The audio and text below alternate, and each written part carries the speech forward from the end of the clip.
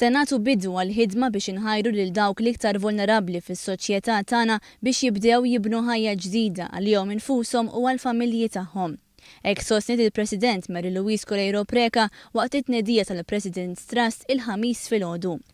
Il-President's Trust se jkun qed jagħti sostenn liż-żgħażagħ li huma marġinati mis-soċjetà bla edukazzjoni u mingħajr xogħol jew li missew mal-ġustizzja. Dan biex jaqbdu t-triq li twassalhom għal ħajja diċenti u li tagħtihom dinjità fost oħrajn.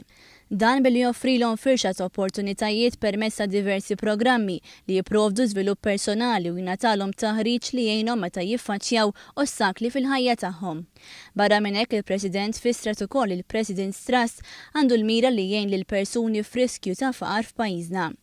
L-ilitterizmu se jkun indirizzat ukoll għaliex studji juru biċ-ċar li dawk l-iktar vulnerabbli fis-soċjetà huma dawk bl-iktar livell baxx ta' edukazzjoni. Il-kap eżekuttiv tal-President's Trust Winston Zara qal li l-idea kompli tissaħħaħ wara diskussjonijiet li l-President kellha mal-Prince's Trust fl-Ingilterra.